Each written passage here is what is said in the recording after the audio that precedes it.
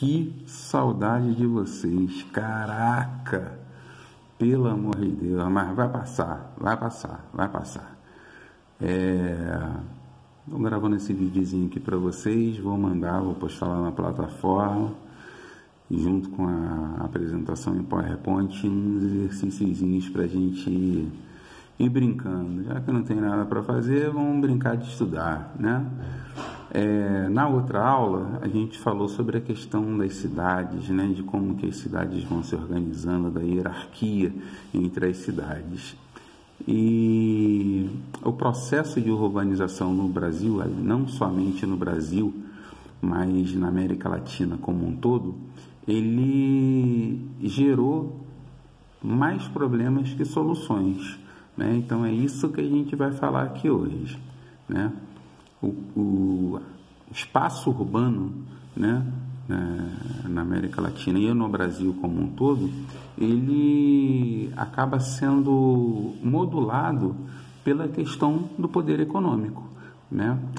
Os proprietários de meios de produção, né, a burguesia, os proprietários de terra e aquelas pessoas que vivem na transação de imóveis, esses caras é que acabam modulando o espaço urbano ocupado pela população. A camada mais rica da população, né? As classes mais ricas da população, elas acabam ocupando os espaços urbanos com maior infraestrutura. E quando não há essa infraestrutura, o Estado ele acaba por promover estrutura, né, melhor estrutura urbana para esse espaço ocupado pela burguesia em detrimento dos espaços ocupados pela camada mais baixa da população, né? E a gente vê que a população ela não tem ingerência sobre essa questão, nem da ocupação nem na modelação do espaço urbano, né? O que vai fazer com que as grandes cidades cresçam, né? E áreas que à margem do centro acabem se tornando mais caras do que eram antes. Para a gente usar a nossa cidade como exemplo, o núcleo urbano, Nova Friburgo, nasce ali no núcleozinho urbano, né? Ali Alberto Browne, as adjacências. De uns anos para cá, principalmente depois da tragédia, a gente vem acompanhando um avanço sobre áreas em bairros mais distantes do centro e áreas muito caras, né?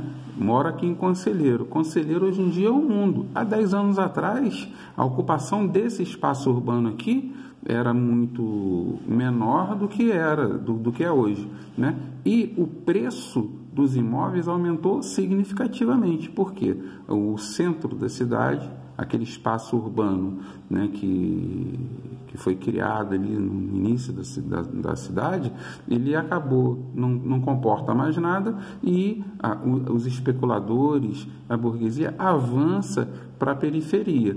Então a gente acaba tendo um aumento do custo, do valor dos terrenos em áreas mais periféricas. Talvez o maior significado da ocupação desordenada do espaço urbano e da ação da burguesia e dos agentes fundiários seja a questão do surgimento das favelas, né? A favelização ele é um problema social porque essa construção à margem do núcleo urbano, essas construções, esses aglomerados populacionais que surgem na periferia das grandes cidades, eles não têm assistência do Estado com E maiúsculo, quer dizer, você não vai ter investimento em infraestrutura, saneamento, transporte público, saúde pública, e aí a gente acaba tendo esse processo de favelização como um reflexo da exclusão social, porque se o Estado, com E maiúsculo, ele não está presente nesses lugares ocupados pela população, a gente vai ver que isso gera um monte de problema social. As favelas, elas, assim, falando da nossa realidade, né? Esses primeiros agrupamentos, eles nascem na cidade do Rio de Janeiro. No final da Guerra de Canudos, muitos soldados, né, do Exército, quando voltam para a cidade, não tem mais emprego, são dispensados pelo Exército e acabam se agrupando numa área do centro do Rio de Janeiro, que é próxima ali da estação, quem conhece o Rio, o centro do Rio, próxima ali à estação de trem da Central do Brasil, né, no Morro da Providência. Antes disso, a gente já tem uma questão da ocupação do espaço urbano da cidade do Rio de Janeiro com a vinda da família real. A família real vem para o Brasil e é feito a ocupação de casas, né, de pessoas por membros da família real, né? Era pintada na parede dessas casas, nas portas das casas, a parede da casa PR, né, príncipe regente, quer dizer, passava a ser propriedade, aquele imóvel passava a ser de propriedade do príncipe regente e a população falava que era para a rua. Essa população que perde as suas casas, ela não quer sair dali do centro da cidade, né? Ela fica por ali porque os seus empregos são naquela região ali adjacentes ao centro da cidade. Então a gente tem nesse primeiro momento, já no final do século, né, com o final da Guerra de Canudos, a gente tem esse processo de ocupação da região do Morro do Santo Antônio e do Morro da Providência, onde surgem as primeiras favelas. A gente tem outros processos de ocupação desordenada em outras áreas da cidade do Rio de Janeiro, né, que acontecem mais ou menos ao mesmo tempo, né? A ocupação da área do Quilombo da Penha, né, que deu origem no Morro do Alemão, que depois dá origem ao Complexo do Alemão. É uma coisa interessante essa questão do Complexo do Alemão, porque a gente pode fazer uma analogia com aquele processo que a gente falou de conurbação, né? Porque assim, várias comunidades elas acabam crescendo tanto que uma favela, ela perde a fronteira com a outra e a gente passa a chamar de complexo. Então a gente tem lá o Complexo do Alemão, que tem o Morro do Alemão, o Morro da Vila Cruzeiro, no Complexo da Maré, a gente tem a Baixa do Sapateiro, a Nova Holanda, que acaba virando tudo uma coisa só, tá? Esse processo de favelização, ele é acentuado com a política do prefeito da cidade do Rio de Janeiro, Pereira Passos, de modernizar a cidade.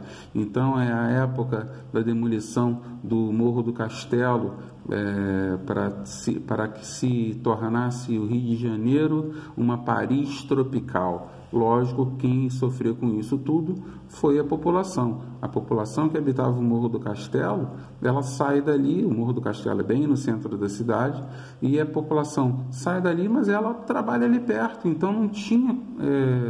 era inviável economicamente o cara sair dali do centro, pertinho do seu trabalho, e ir trabalhar e morar num bairro distante, né? Sem infraestrutura de transporte público nenhuma. Se hoje a gente já tem grandes problemas de transporte público nas grandes cidades, você imagina no início do século XX, né? Não tinha ônibus, né? Não tinha a rede ferroviária que a gente tem hoje, né? Não tinha metrô, né? Aqui é uma continuação lá da questão do histórico do surgimento das favelas no Rio de Janeiro. Problemas sociais urbanos. Então vamos lá. Segregação urbana, que é fruto da concentração de renda no espaço das cidades. Como eu falei antes, o burguês, ele vai ocupar alguns espaços, né, e vai empurrar a grande maioria da população proletária para a periferia, né? As cidades vão crescendo, áreas que eram adjacentes ao centro, que eram baratas e de fácil acesso, elas vão se tornando caras, né, o que faz com que a população mais pobre vá para áreas mais distantes ainda. A questão que eu falei aqui de Nova Friburgo, né? O centro é caro, aí a pessoa sai um pouquinho do centro, vai para... Aí o imóvel, né, o terreno aqui em Conselheiro hoje é muito mais caro do que era 10 anos atrás. E, além do que, a gente teve a questão de uma especulação imobiliária imensa depois da tragédia de 2011, né? O afastamento das pessoas cada vez maior dos centros urbanos, né, vai fazer com que essas pessoas busquem lugares alternativos para ocupar, né? E aí, voltando para o nosso caso, aí tem a questão da ocupação de encosta. O cara não vai morar lá no pico da Colina Maldita porque ele está afim. Não, ele não tem onde morar. Então ele vai construir lá na encosta, ele sabe que é perigoso. E aqui tem um problema muito grande. Muitas vezes o próprio poder público ele legitima a ocupação desse espaço na encosta, porque a concessionária de luz vai lá e liga energia elétrica. A concessionária de água vai lá e bota um ponto d'água para o cara. Bom, o próprio poder público, a princípio, ele acaba legitimando a ocupação desse espaço que coloca a vida do morador em risco, né? A gente tem que ter em mente o seguinte: o processo de favelização ele está intimamente ligado à concentração de renda, né? A mínima parcela da população, né, que tem mais, ela vai procurar os melhores com maior e melhor infraestrutura, ao passo que o grosso do proletariado ele vai procurar o lugar onde dá para morar, né? E esse lugar onde dá para morar é um lugar onde o Estado, com E maiúsculo, ele não chega, né? É o lugar onde o Estado não provê com saneamento básico, não tem água encanada, não tem rede de esgoto. O cara é a área onde o cara vai ter maior problema para pegar o ônibus para chegar no trabalho, né? Voltando para a nossa realidade, né? O cara que mora lá em Rio Grandina, por exemplo, ele pega o ônibus lotado todo dia no horário de rush, porque a cidade não dispõe infraestrutura no transporte público para o cara morar numa área mais distante, né? Além da questão, juntamente com a questão econômica, a gente vai ter a questão da industrialização, né? Que lá no início da outra aula que a gente falou que é o processo de industrialização, ele está ligado aos processos de urbanização, né? E aí é que surge o conceito de macrocefalia urbana. O que é macrocefalia urbana? É um fenômeno que vai atingir principalmente as grandes cidades, né? O aumento, o afluxo de pessoas vindo de fora para essa cidade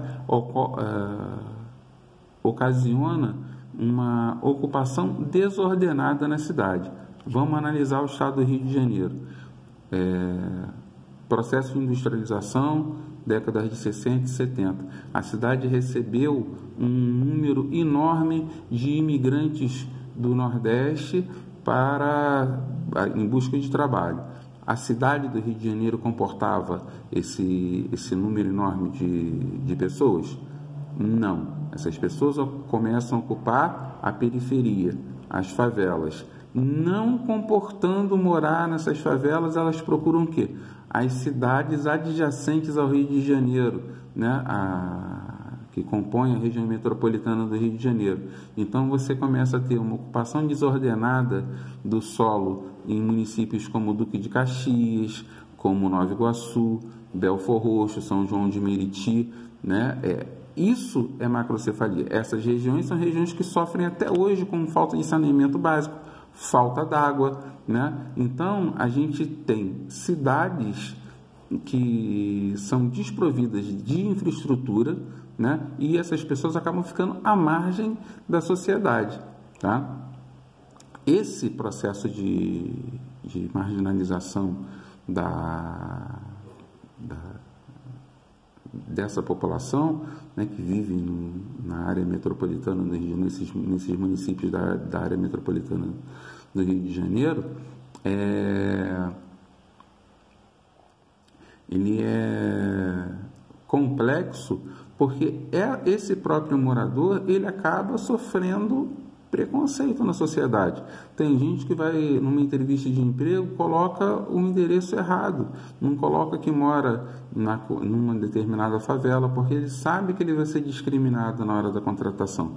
O cara não coloca que ele mora lá dentro de Nova Iguaçu, porque o patrão o cara lá que pretende contratá-lo, ele vai olhar para você, pô, caraca, vou ter que pagar tanto de vale transporte para esse cara? Não, vou contratar um cara que mora mais pertinho, né? A falta a ausência, melhor dizendo, do Estado dentro das comunidades, dentro da favela, ela abre uma lacuna muito grande que ela acabou, no final da década de 70 e 80, sendo ocupada pelo crime organizado. Facções criminosas, elas têm por hábito produzir medidas assistencialistas. O cara chega lá para o dono da boca, para o dono do movimento, ele fala que ele está com fome, o cara na hora vai dar para ele uma cesta básica. Se ele chegar lá com uma receita de remédio, o cara vai dar o remédio para ele. É lógico que isso é um círculo vicioso, porque o morador, ele é ajudado pelo tráfico, ele depois ele não precisa nem informar na boca, mas ele vai ver aquilo como uma coisa normal, aquela atividade marginal como normal, e vai acabar em algumas circunstâncias não como sendo conivente, mas aquilo passa a ser parte de um sistema de assistencialismo. Aqui um esqueminha sobre as questões da macrocefalia, né? O cara é empurrado para morar nas periferias, né? Sofre segregação, né? Porque há uma separação entre os espaços, o espaço central e o espaço periférico. Ele é exposto à criminalidade, né? À violência, né? Desemprego, falta de escola, falta de saneamento básico, falta de uma moradia digna. Então, isso aumenta a violência, isso expõe a essa lacuna que há entre a ação do Estado e a moradia das pessoas periféricas, expõe as pessoas à violência, abre uma lacuna por onde o crime organizado ele pode passar a atuar, né? Esse movimento é um movimento que a gente vê muito claramente no Rio e em São Paulo, mas isso não quer dizer que esse fenômeno de macrocefalia urbana não ocorra em outras grandes cidades do Brasil, Belo Horizonte, Salvador, né? É um fenômeno como não é um fenômeno comum só ao Brasil, é um fenômeno comum a todas as metrópoles da América Latina. O resultado disso tudo, né, é um espaço periférico empobrecido materialmente.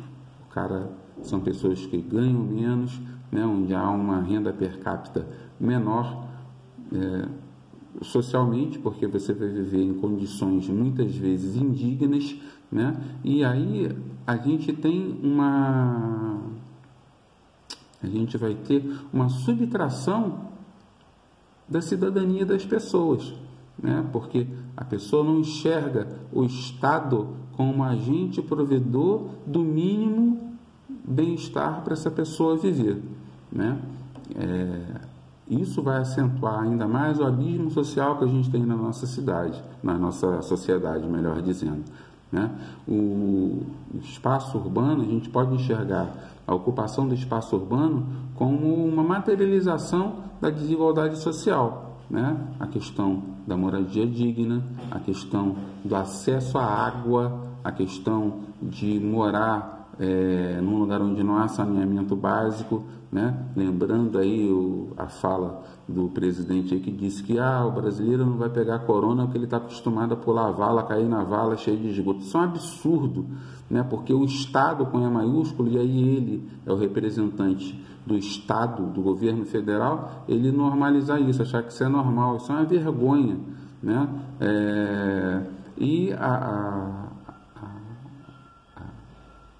Essa questão da ocupação desordenada, essa questão do processo de favelização, É um processo que é o reflexo mesmo, material, é o reflexo aos nossos olhos, de um processo de segregação e discriminação, tá?